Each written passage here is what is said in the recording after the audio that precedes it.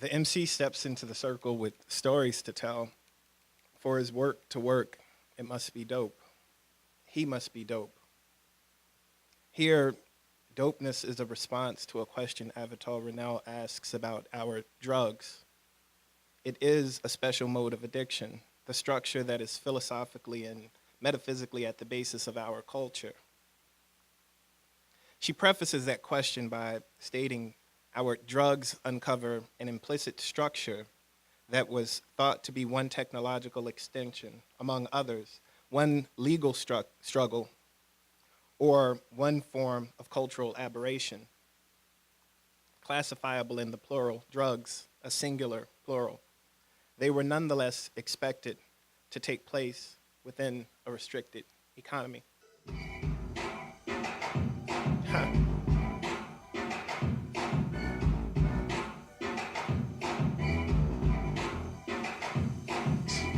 We have a very specific name crop. It's tied to narcotics, but it's a name crop. Yes.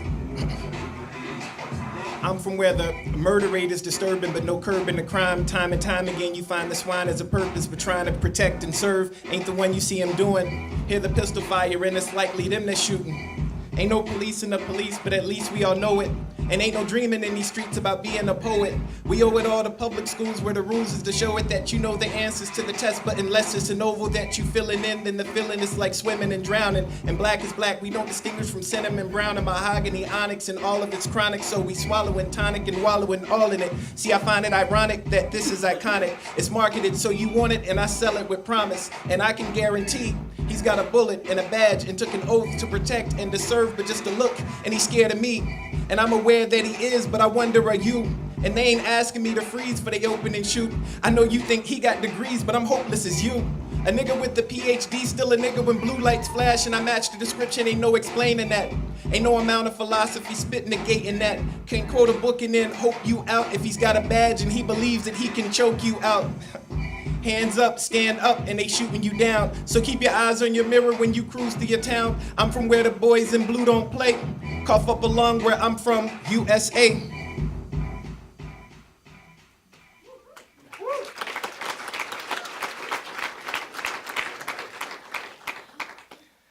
This is Clemson University on the 14th of April, 2016.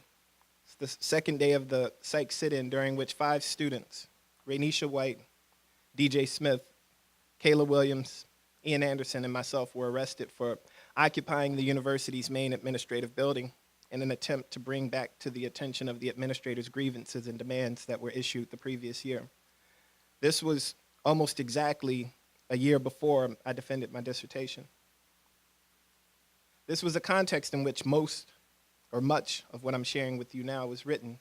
This is where I completed my doctoral studies and wrote the album that was my dissertation in an attempt to take that noise that came from speaking out about that university's most famous building being named for the racist, admitted murderer, politician, and founding trustee Benjamin Tillman. That land being a former plantation on which students were currently and still are treated unequally, and shaped that noise into something, sound, music, a message that would help us collectively work toward a more just reality. If I was at the university to do my work through a lens I was calling hip hop, it would be necessary to speak directly to what was going on outside my door in the community in which I was living, in a way that would attempt to connect what was going on there to other people in the community as well as people outside of it. Owning My Masters is a digital archive of original rap music and poetry. It's a hip hop album that's a critical theoretical reflection on personhood, black bodies, and black lives. Rather than theorizing about hip hop, the project attempts to do this work through hip hop. These are arguments for attentiveness to historical and contemporary social justice issues, thoughts about blackness as it pertains to embodied and disembodied voice and performance through rap lyrics and poetry. The project contains 34 tracks in its primary playlist, as well as 7 additional playlists, a video channel, a chronological timeline annotated with media and bibliographical resources, and photo galleries. It was written and recorded over the course of 3 years, mostly in Clemson, South Carolina. where I was a student at Clemson University in the Rhetorics, Communication, and Information Design program. The project reimagines the setting of the prologue and the epilogue of Ralph Ellison's Invisible Man as an underground rap cipher into which MCs, artists, scholars, students, teachers, fictional and factual historical characters are invited to consume, create, and consider the world inside and outside of that space. This is the follow-up to that project titled Sleepwalking, Volume 1, a mixtape which is closely related to the previous album theoretically and thematically. In my mind, there's a chronological narrative from the beginning to the end of the previous project that picks up with the first track of this one. I graduated May 11th, 2017. Charlottesville was all over the national news May 13th. I arrived to town May 15th. This album was written and recorded in the time between arriving and starting my first day of teaching. The justification to my committee for the dissertation was that the project was an investigation and some potential responses to the question asked by Alexander Wehelier in his book Phonographies, Grooves in Sonic Afro-Modernity. He asks, what happens once the Black voice becomes disembodied, severed from its source, recontextualized and re-embodied and appropriated, or even before this point? Phonographies is the text that led me to Ellison's narrator in that underground space. By questioning some engagements with Black voices and then offering mine, I would attempt to do this work. One of my principles is that contradiction is the leading principle of the universe, and everything in phenomena, whether it's the physical world or the biological world or the social world, has its internal contradiction, that gives motion to things, that internal strain. And much of the time that we Homo sapiens don't realize that no matter what sort of conditions we establish, no matter what government we establish at this point, there also will be that internal contradiction that we'll have to resolve. And yes. in a rational, just way. And of course, that leaves us somewhat it's very vague on how to deal with it. And many times we claim actions are revolutionary, but really they're not. They want rap, not a tap dance minstrel show, so they can't help but wanna follow where my pencil go. I'm like the ghost of Wu-Tang's, Bobby Digital's analog catalog trapped inside your stereo. Not mercurial, but open to change. Came during the drought when you was hoping for rain, praying to H-O-V. I was opening lanes on the right side, solo, joking and playing. It's like Beat Street meets Oscar the Grouch. Traditions that used to exist got argued about, then took over. Consumerism hollowed them out. Now everybody scratching heads like, what's the problem about? And yo, if you can't see the boogeyman but you spooked, and you could tell a lot about a tree from the roots, then it don't really matter what you do to the fruit, cause you ain't eating what you thinking is like venom to you. I represent niggas that been in the booth, spitting truth so our peers call us venerable. Ladies get disrespected and dinners are few, so they all baritone like a tenor or two. But be careful who you mention it to, cause I got sisters, a mother, and living is proof that they're queens, no borough, and itching to prove that I'll put you down under like a didgeridoo. Murder metaphor, red cake, matador, people kill people every day. Why battle for a title? Cause if you look like me, you're my rival, but mix that with some ignorance and you could be my idol. I'm about to remix America the Beautiful to the takeover beat, I'm sure it'll be suitable. Write 3 rhymes, solidify me undisputable. Start a revolution, have a play it at my funeral, then print my face on they t-shirts, black solid with prophecy spoken by Socrates, but politics is paradoxical. On a beach somewhere tropical, sipping daiquiris with Tupac, Scott LaRock and Obama, solemn, alaikum is the statement. Peace to the people, pray you never be complacent and never strive for parallel if you were born adjacent. Simple statement, I'm saying always strive for greatness. Yes, yes.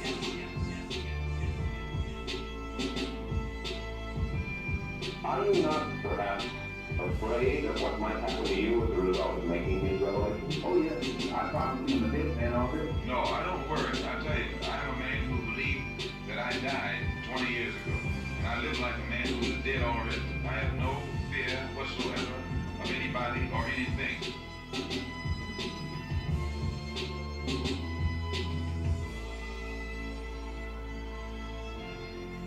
Woo!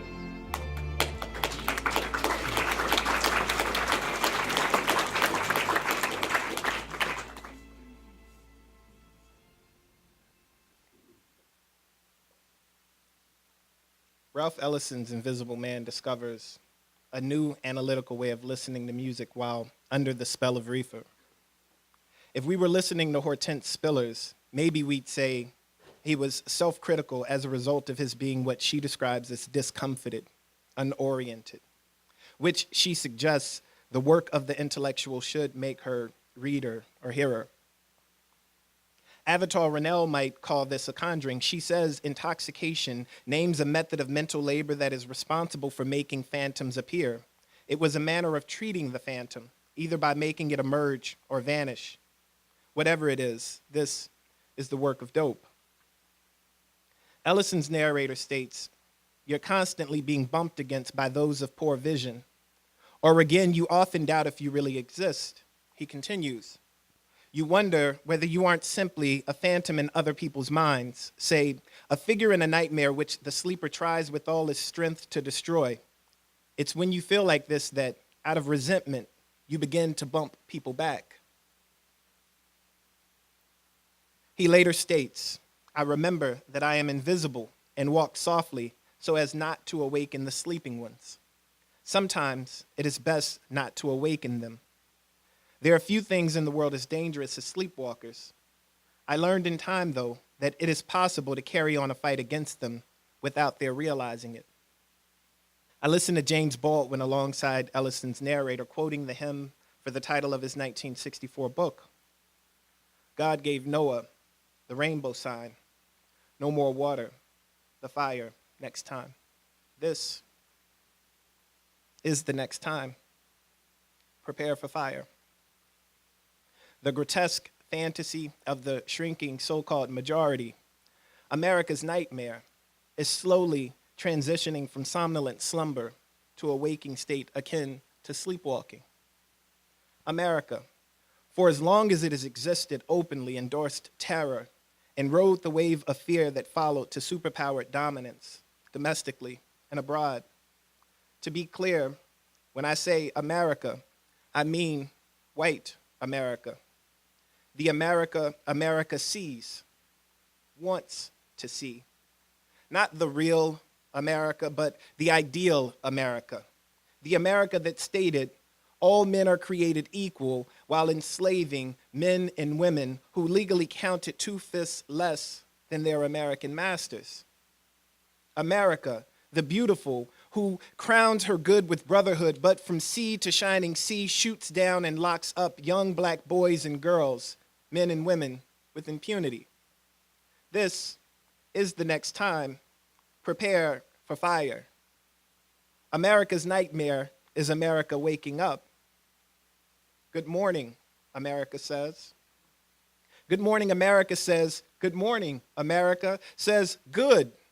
Morning, America says you're a true patriot.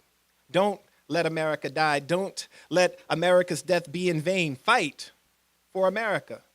This is good morning. The black and brown bruises on the American body must be cut off, must be amputated, or risk infection spreading. Sleep, America. This is an age-old procedure, perfected, or inject local anesthetic, remove, bruise, move, repeat procedure, or just sleep. It'll all be over when you wake up. This is the next time. Prepare for fire. This is America burning. This is America learning. This is no nightmare. This is America waking up, realizing its bruises have not been removed, may not be removable, and trying to remove these imperfections or risk infection spreading, this black becoming blacker, this brown becoming more, this body belonging to this mind that is perfected, seeing itself as pristine. This is America operating, white America cutting into her native skin, excising what does not belong, what she does not want to see. cut deeper, cut to the white. It burns, but it's worth burning. Not seeing it must be worth the price. This is America screaming. This is America waking up. This is the next time. Prepare for fire. The remains will be black. This is America on the brink of break, ever aware of a two-ness of which there is a constitutional greater and lesser, necessary evils that history won't heal and Hennessy won't help, darkness and lightness created in the likeness of white God and white Jesus, who would rather see white America burn than see it turn into what it already is, what it always was. America becoming awake, America becoming aware. Is America becoming so scared of what she knows she is capable of doing to herself? Dream sweet, America. Dream deep. Breathe deeper. Now deeper. And sleep. Sleep. You were made from this. You were made for this. You were made by this. You are on fire. This is the next time. America is burning. Cream on the trail. ADthegreat.com. Yes, yes, yes. Boy.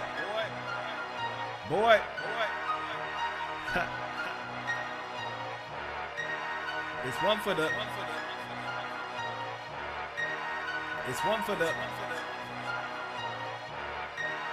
It's one for the. Ha.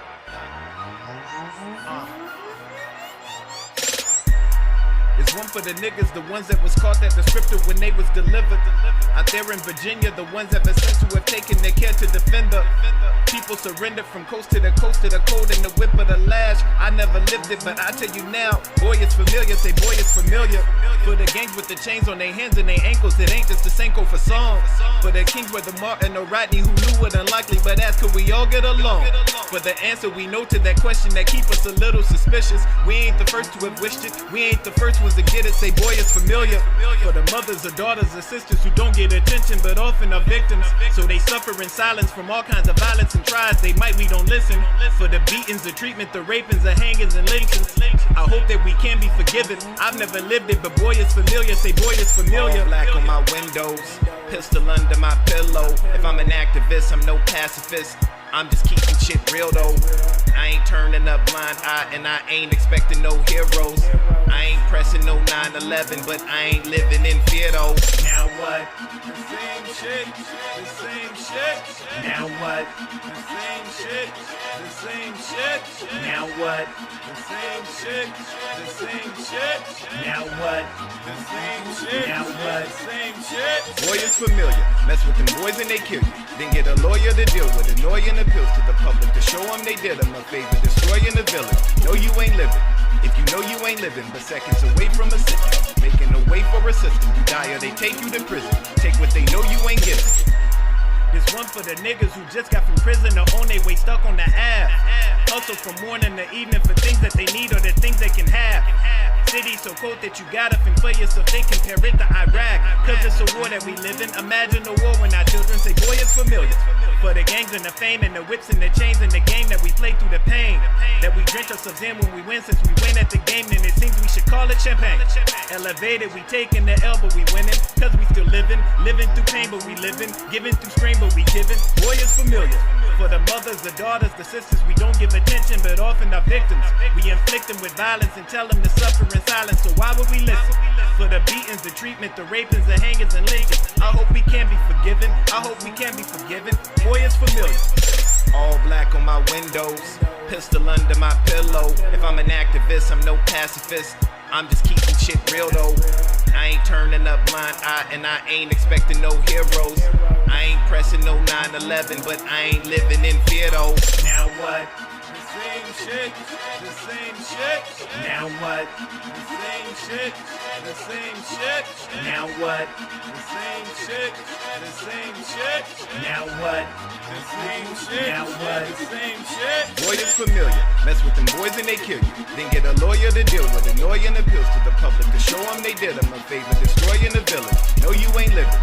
If you know you ain't living, but seconds away from a sentence, making a way for a system. You die or they take you to prison. Take what they know you ain't giving. It's one for the. It's one for the. It's one for the. Ha.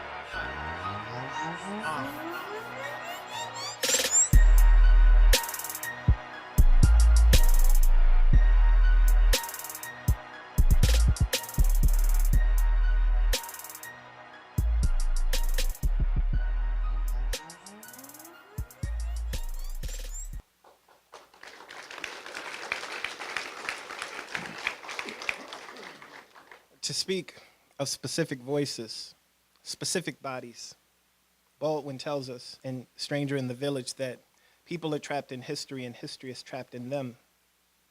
The bodies of Trayvon Martin, Eric Garner, Michael Brown, Walter Scott, and Sandra Bland, among the countless others, can tell us quite a bit about this trap if we listen also to Sylvia Wynter, who says, quote, "The figure of the human is tied to epistemological histories that presently value a genre of the human that reifies Western bourgeois tenets. The human is therefore wrought with physiological and narrative matters that systematically excise the world's most marginalized. They are of a genre of human that holds less value, that doesn't matter as much as America's preferred genre. To assert that these kinds of lives matter is a matter of perspective, an objective fact to some, counter-logical to others, but nonetheless deeply entangled in physiological and narrative matters. What then do we do with Trayvon's voice on the 911 call after his body has had the life taken from it? Or with Eric's "I can't breathe" after that's no longer a possibility? Or with Sandra saying, "But I'm still here," forcing us to question the truth of that statement? What happens once the black body becomes disembodied, severed from its source, recontextualized and re-embodied and appropriated, or even before this point? Is there a use for these bodies, for those voices? Frantz Fanon might offer them as objects in the midst of other objects, despite our shouts that they be considered people among people, technological bodies, embodied technology, in the service of reification of that master genre of the human. Here is my argument. Martin, Garner, Brown, Scott, Bland, all malfunctioning, our cries for justice futile because bad technology, things like these, are destroyed, dismissed with no mortification, often with impunity, because no one should face recrimination for doing what must be done to maintain the order of things. Cynthia Marie Graham Hurd, Susie Jackson, Ethel Lee Lance, DePayne Middleton Doctor, Clementa C. Pinckney, Tywanza Sanders, Daniel Simmons, Sharonda Coleman Singleton, Myra Thompson, the Emmanuel Nine. Their bodies were instruments used to turn the page on an ugly chapter of American history. Common narratives attempt to convince us that they should be commended for their sacrifice in helping us remove the Confederate flag from the South Carolina State House grounds. Michael Brown and Eric Garner, however, were already broken, disobeying orders, and therefore undeserving of the respect or dignity afforded proper people by authorities. Their bodies, laying on a sidewalk in Staten Island and the street in Ferguson, are no different than broken televisions or stereo equipment put out on the curb for eventual disposal. You don't see them. They often doubt if they really exist. Wynter says, our mythoi, our origin satires, are therefore always formulaically patterned so as to co-function with the endogenous neurochemical behavior regulatory system of our human brain. Humans are then a biomutationally evolved hybrid species, storytellers who now storytellingly invent themselves as being purely biological. With this, particular presently biocentric macro origin stories are overrepresented as the singular narrative through which the stakes of human freedom are articulated and marked. The history in which we are trapped is a genre of storytelling that perpetuates the genres of the human and our values thereof. We keep telling ourselves who we are with these stories, and we keep being what we've said we were. What we are now are products of our storytelling, trapped in the trap we've written. Currently, objects don't write their own histories. And since I, too, am an object in the midst of other objects, perhaps this genre of writing is something that can be done with the disembodied voice, severed from its source, recontextualized and re-embodied and appropriated. Perhaps this can be the kind of dope that makes the phantom emerge or vanish, that provides a new, self-critical, analytical way of listening.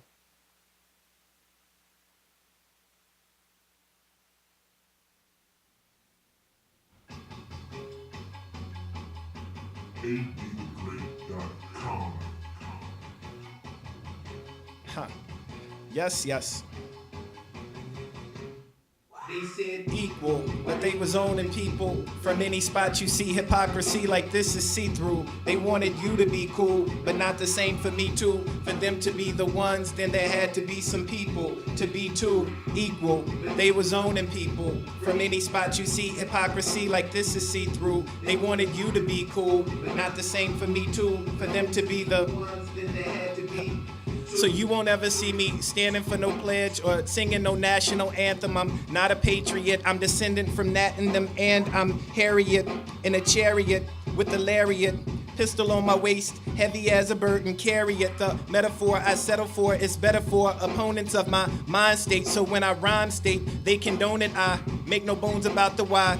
Wish a nigga would, since they wish a nigga dead before they wish a nigga good. But they wishy-washy, window watching, picket hawking cowards who don't get the plot but switch the topic. Minutes after hours talking, healing prophets while there's killer cops and all the powers that be with all control over how it should be and how it is. So I'm here to let a motherfucker know. No, that ain't the way it's about to go. I'm a descendant of either Huey or Malcolm or Robert Williams. I feel them while even knowing the outcome. But they was owning people. From any spot you see hypocrisy like this is see-through. They wanted you to be cool, but not the same for me too. For them to be the ones, then there had to be some people to be too equal. But they were owning people. From any spot you see hypocrisy like this is evil. They wanted you to be cool, but not the same for me too. For them to be the ones, then there had to be two.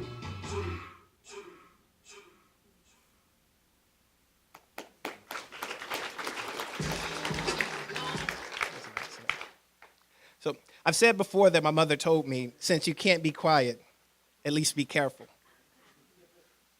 I've carried that in my mind the entire time I was in South Carolina, and I brought it with me to Virginia. And for a long time, I interpreted that as advice about my personal safety more than about my words. I thought that she was saying, since I'm going to say what's on my mind, I should be vigilant about watching my surroundings when I say whatever it is that I'm thinking. And I think a lot. I've thought a lot about that sentence, and I think that maybe there's more to it. Something not as much about taking care to watch my surroundings, but about taking care and choosing what I say and where, less about silence than strategy. I'll always have something to say, but perhaps she was telling me to take care into choosing the when and the what. Maybe metaphors are easier because they ask us to think about something unrelated to what we really want to talk about, to actually talk about it. That's something I love about language, but I'm hesitant because there's nothing like what I want to talk about sufficient to make those who don't care. And those who do are constantly bombarded with new ways and encouraged to say it so it doesn't sound so much like it is, so it doesn't appear disrespectful or angry or militant. Even the truths we hold to be self-evident search for synonyms and metaphors across time for ways we can make them better understood, all things being equal. If we spoke of fruit, picked, plucked too soon from where it grew, to litter the land upon which its life force sits, has roots deep and thick, its very strength a threat in itself, begging warnings, perhaps hopes for tall, thin branches. We could understand how strange it might be to watch it lying there, this fruit, and how all of nature might be appalled, not that it was taken, but that it was wasted. If we could imagine ourselves somehow equipped to do something about this type of waste, not only for want not of it, but also for the sake of ripe, old fruit and flowers that fall according to nature's course, and not taken for the sake of some justification that amounts to because it was there and because I could. If we could imagine ourselves so equipped, perhaps rather than it being noteworthy or newsworthy, the new words we sing are to the same old song, which sounds a lot like the one before it, and the chorus comes in on cue with some variation of "you are doing this to you." Is not the song we follow along and beat our drums to, but we stop right then in that moment and say, today has to be different for tomorrow to be better. And perhaps we stop asking politely for people to stop picking and plucking and pillaging and plundering and killing and wondering why people are pissed off. And maybe metaphors are no easier because some fruit grows where it's less likely to fall like this, where it's more likely to see maturity, where it won't have to worry about bruising and browning on the ground while its pickers stand around watching the spectacle. So it's difficult to see oneself in such silly figurative speech. If I was better with metaphors, I'd try to explain to the people who insist all fruit is the same how these particular cases are strange and how it's ultimately vain to proclaim all fruit matters if these few don't. But I can't imagine myself any better equipped with an apt metaphor than we are with solutions to this current issue, other than continuing to speak of fruit, picked, plucked too soon from where it grew, to litter the land upon which its life force sits, has roots deep and thick, its very strength a threat in itself, begging warnings, perhaps hopes for tall, thin branches, so we can understand how strange it is to watch it lying there, this fruit, and how all of nature should be appalled. Not that it was taken, but that it was wasted. And maybe that it takes us talking about fruit to even begin talking about us. Thank you.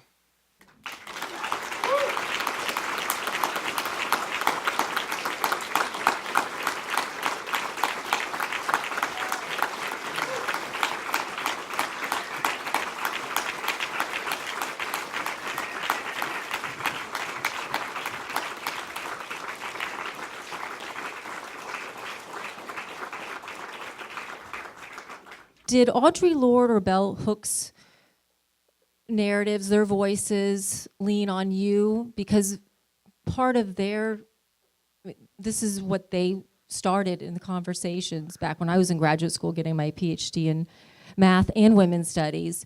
And as I'm sitting here, it's quite reminiscent of their work and wondering about those Black women's narratives voices and how they informed you, or perhaps not. And of course, Sylvia Wynter you pulled from. But the other question I had too is your intentionality around the choice of being an academic here at the University of Virginia. Did they pick you or did you pick them? And sort of that journey from where you have come and that intentionality around your choice here as a career. Thank you. So yeah, I think that in my reading initially, I was well, when I came upon phonographies, I think that brought me into the world of the Black feminist scholars, and when I found myself in a space where I was listening or hearing, let's see, I believe it was Hortense Spillers, who was talking about Solomon Northup, and because I just left Illinois to go to South Carolina, and that film had just come out, then it resonated in a very I don't know, it just resonated very strongly, and so from there, that's when I started. I started sort of reaching back toward some of those particular scholars, and the ones that I chose were chosen because their voices really like kind of stuck with the narrative that the album was asking for more than any kind of. I mean, so I wasn't excluding Audre Lorde or Bell Hooks. They were part of the conversation because they were part of a cohort of folks who I was really trying to listen attentively to. And the folks who said things that had something to do specifically with the narrative that I was coming up with as I was writing the album are the folks whose voices you hear in the cipher. But the other folks are invited into that space as well. And so on the dissertation site, you'll see that many of those names are also listed. You just don't like hear them name checked, or if you do hear a reference in one of the songs or in the lyrics or in one of the poems, it's because they were also there. But attempting to really like pare this down. I mean, because there are like I think 47 tracks that are on the primary playlist, 34 on the dissertation, and then 12 on the newer project, and then there are lots of others that aren't included on the playlist. Then it was so it's really difficult to to make that into 5 tracks to present over the course of a really short time. And then like with coming here, I didn't think that somebody. Yeah, I didn't think that anybody would give me a job, but it was also not not my intention. I think that the work would be useful whether I was at a university or not. There are ways I think that it could be more useful outside of a university, and I think that it's extremely important for the work to work outside of the institution anyhow. And so, yeah, I can go from here without talking like all doing all of the narration in between, and talk about Ellison in that book, and talk about the way that it inspired these responses to my local circumstances and the things that are going on a national stage that is accessible in many classrooms. I'd say any classroom, and that was my primary goal, was to make sure that it was as accessible as it possibly could be, and that if I were to play it for my nephews or to play it for my siblings, or anybody back home, then it still resonated in the ways that I hope that it would. And then if I came into a space like this, or if I was at this university or any other university, there's another conversation to be had, and that the project doesn't lose its resonance without one or the other conversation. And so there's a space where I can have the one conversation about the voices speaking, the disembodied voice, appropriation and recontextualization, and that can be a conversation that can exist on its own. And then the music and the art can also exist in this place without having to have that explanation in order to still like resonate in certain ways. Thank you for that question. Yeah, I'm just curious, why Clemson? Why not a city with more of a hip-hop narrative? New Orleans, Houston, Atlanta, Chicago. I mean, it's just a curious choice for me. I'm interested. Well, I think that, there are like, I imagine like local hip hop scenes everywhere, like especially in the places that we don't expect them to be. But Clemson was not like the town wasn't my destination, like it wasn't that I wanted to be in, like the upstate of South Carolina, to do this rap project. That wasn't the case at all, but the doctoral program there, the Rhetorics, Communication, and Information Design program, was what I was attracted to. And I was in conversation with the director of that program before I even thought about where it was located. And because that happened to be in Clemson, that was a place that I wanted to go because there wasn't another program like it. Thank you so much for what you brought to the table today. Thank you. So I was interested in the opening concept. You opened broken windows, and immediately I was already thinking about predictive policing in the news this week, about Palantir and Peter Thiel moving into New Orleans after Katrina, and sort of trying to recreate broken windows there and muscularize it, put it on steroids, if you will.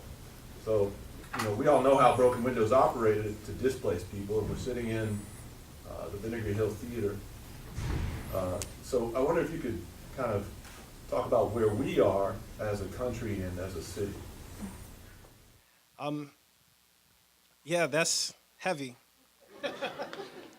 When I was thinking about like really last night, I was up late thinking like, what is the particular narrative for this place? Like, what's the particular narrative to bring to a place like Charlottesville? And because I've been in lots of, I've had an opportunity since I've been here to be invited to speak in lots of different places. And the demographics of the room, like, generally look like this. Meaning that there are very few black folks in any of those rooms that I go to that I'm invited to speak in. And then I wonder, is there something that can be said to speak to that? And I don't know that it's unique to Charlottesville. And I can say from experience that it's not really, but like I am here. This is where I live. But that very first, there are these pictures that I don't know if you can see are embedded in the slides.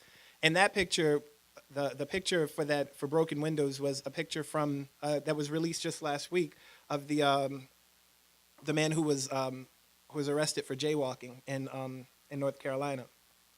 And the way that I watched that video, and I'm not surprised by it, not appalled, and I can't really turn away from it. And then I kind of think, and that's I think one of the reasons that like the piece like seems to be talking like about like maybe whatever college town, whether it's Clemson or Charlottesville. But I say when blue lights flash and I match the description, ain't no explaining that, ain't no escaping that, ain't no amount of philosophy spit negating that. Can't quote a book and then hope you out if he's got a badge and he believes that he can choke you out. But then, at the end, it's, I'm from where the boys in blue don't play, cough up along where I'm from, USA. Because I think that, like, it's everywhere. And I think that it hasn't changed. I think that when people talk about abolition as opposed to reform, and folks, like, tend to ask, well, like, what are we going to do, if... it's going to be lawless. What are we going to do about crime if the police, don't exist in the form that they exist? Because they think that, like, whatever it is that they think about that word. And so it seems like the conversation goes nowhere because, like, we want certain bodies to be surveilled in the ways that they are surveilled. We want certain communities to be policed in the ways that they are policed. And I think that like the safety of many of us, like even sitting in this room, whether we would admit it or not, like we find a certain kind of safety having an officer stand out and protect us from the people who aren't in this room. And so like, because I'm privileged to stand in front of this room doesn't change the fact that if I was standing outside of this place and attempted to come in here and the police stopped me and told me or asked me, where am I going? Where am I supposed to be? What am I doing? While like folks might be appalled that it happened to me, AD, folks would be very glad that there was someone there keeping all of us in here safe from that kind of person. I'm that kind of person. And so like we don't have, like, I mean, we're not going to have an interpersonal solution to this systemic issue. Like, we're not going to go out and meet all of, like, the good people of color who aren't going to, like, bring that crime to wherever we are so that we can, like, finally get to the point that the police, like, just knows that that's a cool guy. So then what do we do? And so, like, I mean, I just think that we really need to rethink how, like, I don't know, like, as much as folks love to share videos of police, like, like playing kickball and baseball and basketball with people of color, like with the little kids, I don't think that that's changing much. I mean, it's not addressing the actual issue that, it's us, like it's what we desire, it seems. And as long as we want that, then like that's what we're going to have. But it's not going to affect us in that negative way. It's going to affect the people who aren't in this room. It's going to affect my brother. It's going to affect my mother. It's going to affect me. And so we kind of have to think really hard about that. Good one. In an interview about the wake of what happened last August, one of the things you said that stuck with me was you have hope, even if it's just a little bit, because of the students. So maybe you could speak a little bit about that and what your experience has been like working with them lately. Yeah. I think that, I think the potential is in like the ways that we grow from being uncomfortable. And I think the students are just in the, they've signed up to be made uncomfortable by coming into a place where they know very little about the subject matter. And then like you throw a whole bunch of stuff at them and then they grapple with it. And hopefully they're internalizing that, and then they go out and they model this kind of engagement in the world. And so that's where my hope comes from, is being able to have challenging conversations, and not, in any way that I'm not trying to make the students think the way that I think, but I am attempting to make them think. And if we can do that, if that happens in the classroom and I see that it's happening, the ways that my students came in directly after this summer that we had, and many of them asked what we were going to be doing because of what happened, then that makes me feel, it makes me feel good about, in whatever small way that I can, about the future. And it's not just there. Many of the places that I go to, there are students who are thinking about what they can do to change what's going on where they are. And that happens so much more with students than it does with, with folks who aren't, studying, or, people who are older. And I just think that it's because,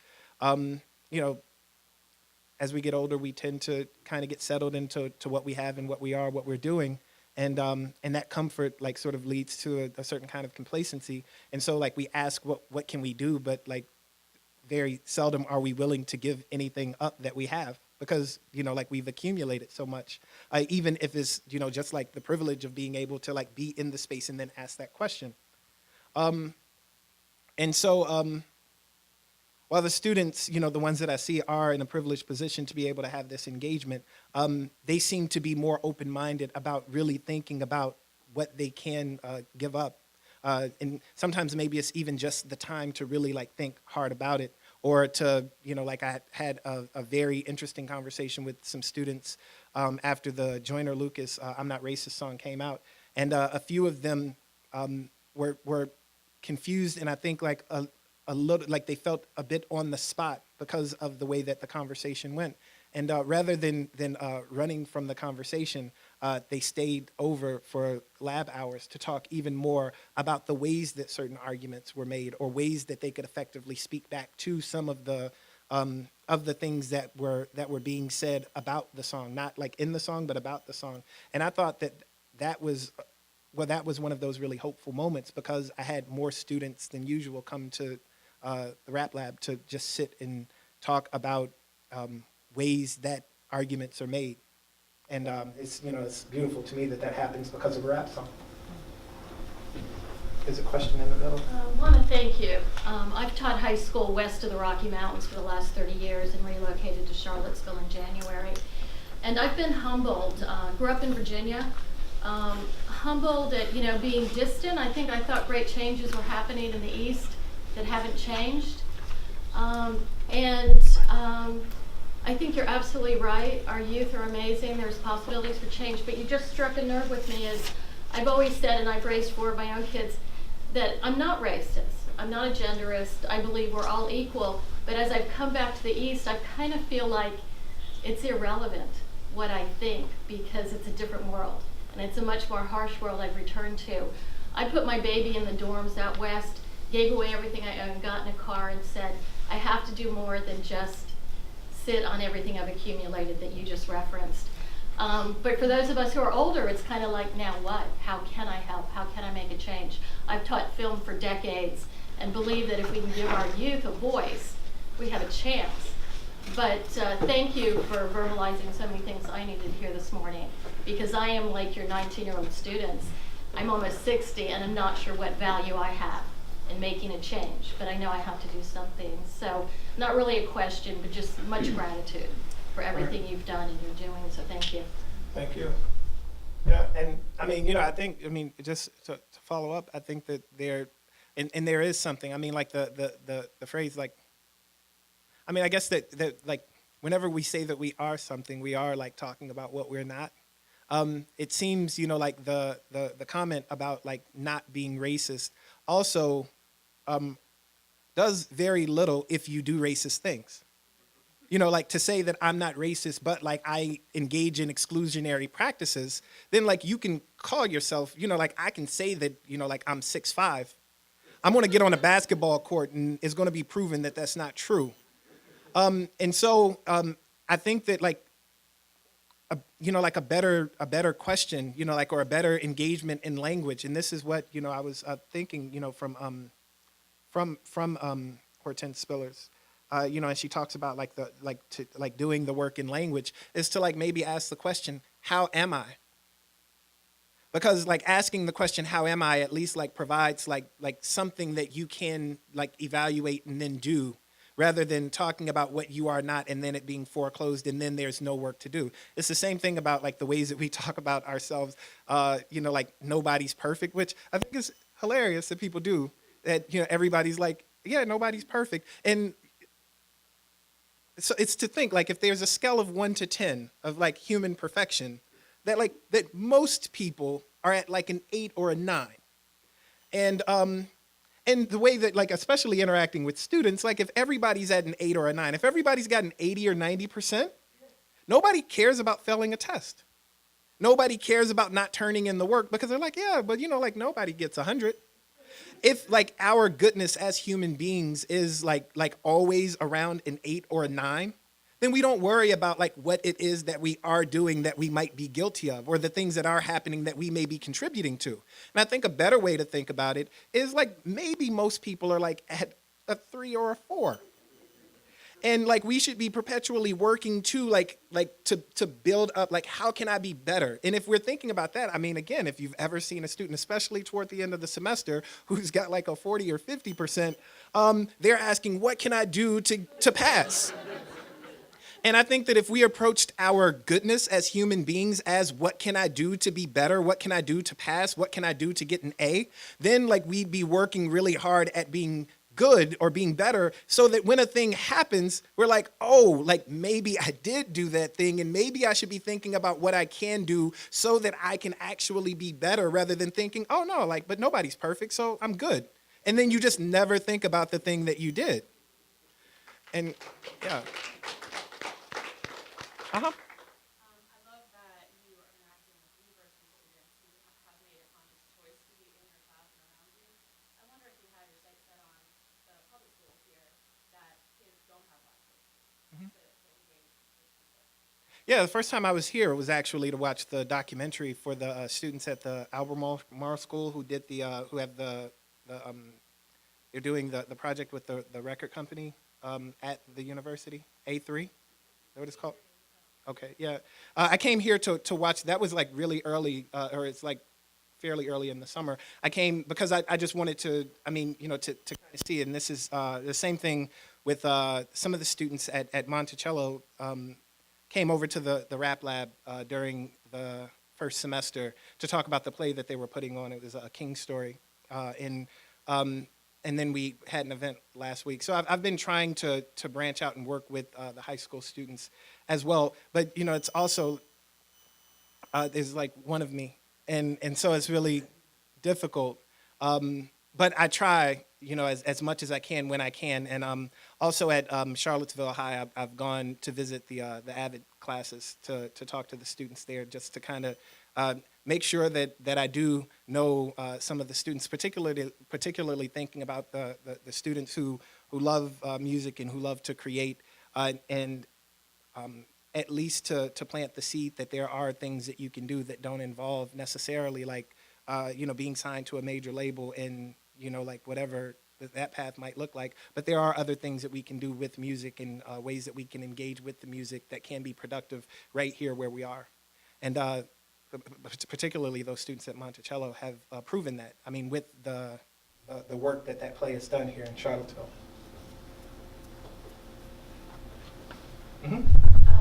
I'm a 2013 music grad from UVA, and so I just want to say I'm really, really excited that the department's going in this direction.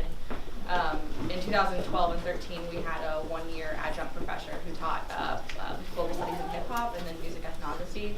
At the time, it was incredibly exciting, but also, like, looking back, it was kind of problematic because it was a white person's perspective of hip-hop history, and also she would go into Africa to do her music ethnography. So I look back on it and realized that maybe that wasn't the best path.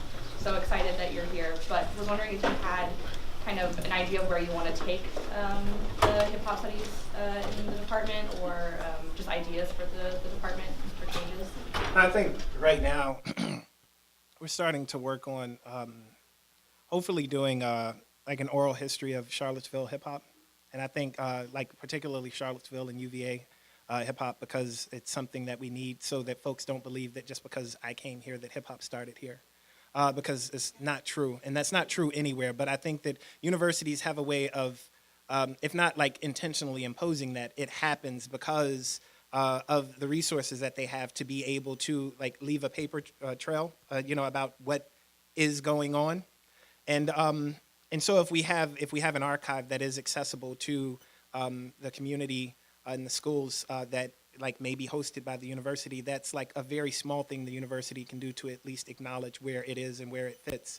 And hip hop in Charlottesville is much larger than UVA, and it should remain that way. There shouldn't be a time when like UVA's Charlottesville music scene or Charlottesville hip hop scene should be located at the university. And then inaccessible to the people who are coming into it or who are growing up into it, who've been contributing to it.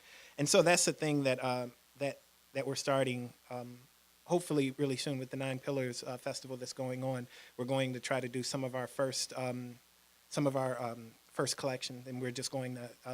I'm inviting a lot of local artists to have a conversation about the history, and then we're trying to set up some kind of archive with the library so that we'll have that. So that's the first thing. But I think the very first thing should be, going out into the community, reaching out into the community to talk about what's been here, so that we have that that groundwork.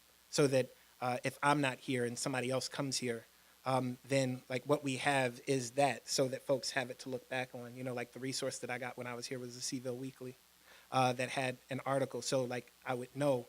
And then I met, a guy who's like, oh yeah, I'm a part of a group and we've done this. And like, these are folks that you don't meet. Like I wouldn't have an opportunity to meet unless I was like out meeting folks. And it was good that I had that in the paper. But like I've met so many other people, and it's like such a large story. That's a project that I imagine will take a very long time. But if we have that, then when folks are thinking about studying hip hop here, they'll realize that it's not a thing that's outside of Charlottesville, that it exists here as well and has existed here for a really long time, as it has in many, many communities where there doesn't seem to be, like a hip hop scene, because there's no like really big name artist, or the big name artists like maybe don't claim the town in the ways that we would like them to, whatever that might look like. So that's the start. Can you do one more? Yeah. I saw you. Yeah. So speaking about the community, more so the black community, do you feel like at some point it was like we were stripped of our identity and sort of, as of recently, started gaining that back? It's a two-part question. And sort of gaining that back. So that's one question. The second question is, where did you get your pen that says reading is sexy? Oh, right. Okay, the reading is sexy pen I made. Yeah. There was a high school teacher gave me one, and and I used to wear it all the time, and I think I just kind of wore it out. It faded. And then I thought, well, like, if there's not one, then, like, I'll make one. And then I just put my website on it so that, like, people could have them. So while I was out at Clemson, I was giving them out. It was a really easy way to, like, rather than a business card, like, people will wear, a website on you if it has, like, a cool slogan on it. So that worked out. With the conversation about identity, and I'm assuming you mean, like, sort of, like, generally, like, in, like, America? Yeah. Okay. I think that we have technology that allows us to create and disseminate counter narratives more easily now than we probably ever have, and then that creates the opportunity for us. I mean, I couldn't, this is a dissertation that couldn't have been done, like 5 or 10 years ago. And so, like, when we're talking about history, like, even talking about, like, what a lit review looks like, that's a thing that can change because of the technology that we have. Even like what a dissertation can be changes because of the technology, and so because we are so connected, and there are folks who are willing to speak powerfully to these identities or engagements with identity, or like about history, and then there are also folks who have been writing about this for a really long time, but because they were writing and they were disseminating their work using the technology that existed at that point, we're able to, like, recover, or like, sort of bring those voices to the present, and then spread them in all kinds of creative ways. And so I don't know if it's like a resurgence so much as, like, we are using the technology that we have. Like, there are folks who are using it in ways to be able to provide engagements. I mean, I wouldn't have known about that essay in '94, without having the engagement that I had in my doctoral program at Clemson, and because they were focused on technology and innovation in the way that they were engaging with it. But I think that my work has also been profoundly impacted by social media, like being able to be online and engage with people, or even, like, I wrote a song called Second Amendment Shoot Back, and living in South Carolina, because it's a long story, so I won't go into that. But the ways that people were upset by the fact that existed, that I was talking about, like, I say it's probably the most irresponsible conscious decision I made to state this, but I'm thinking shoot back. And it's just like hypothetical. If Trayvon Martin was armed, like, he would be, like, he might go to trial, but he'd be alive. Like, there's a chance for that. And, like, through that, like, through the ways that people were engaging, like, of course there's, like, the hateful, comments that come, but there are also people who are really helpful, and they're like, well, have you read about, Robert Williams? Like, that's a person who you might think about, reading. And so I wasn't thinking Robert Williams when I made that, but after that, then I was able to engage with what he says in Negroes with Guns. I was able to engage with what happened with him, with his life. I was able to engage with, like, these other histories that I just didn't have access to. And that happens because of the technology and the access to the technology that we have now. And so I think that has a lot to do with the ways that, like, these other narratives are being shared and engaged with by so many people. All right. Thank you all.